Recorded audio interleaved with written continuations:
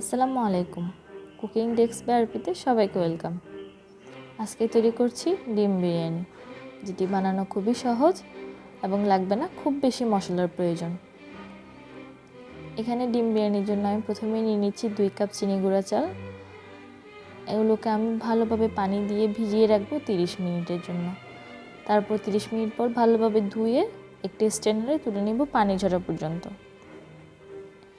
এখানে আমি ডিম বিরিয়ানির জন্য ব্যবহার করছি হাঁসের ডিম, আপনারা মুরগির ডিম দিয়েও এটি করতে পারেন। এখানে আমি সিদ্ধ করা ডিম এবং আলু নিয়ে নিয়েছি। এগুলোতে এখন দিয়ে দিচ্ছি লবণ ও সামান্য পরিমাণে হলুদের গুঁড়া। এখানে চাইলে আপনারা জর্দার রঙটাও ব্যবহার করতে পারেন।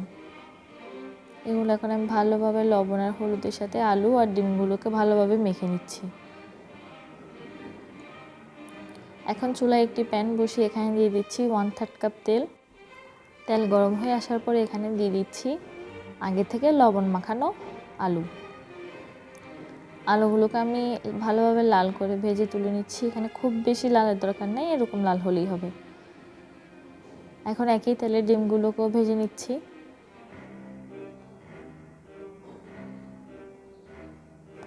ডিমগুলোকে আমি একদম খুব লাল করে ভাজবো না, সামান্য লাল হয়ে গেলে ডিমগুলোকেও তুলে নিচ্ছি।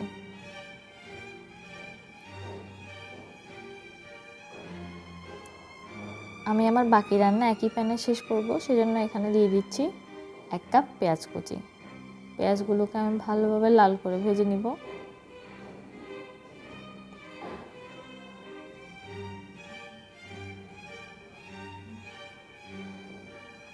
যখন এই পর্যায়ে ভালোভাবে লাল হয়ে যাবে পেঁয়াজগুলো, আমি এখান থেকে কিছু পেঁয়াজ তুলে রাখবো উপরে পরিবেশনের জন্য বেরেস্তা হিসেবে ব্যবহার করতে। বাকি পেঁয়াজের সাথে এখন আমি এখানে অ্যাড করে দিচ্ছি 1/2 চামচ রসুন বাটা, 1 চামচ আদা বাটা দিয়ে আমি আদা রসুনটাকে ভালোভাবে তেলের সাথে ভুনে নিচ্ছি, যেন আদা রসুনের যে একটা কাঁচা স্মেল আছে সেটা চলে যায়।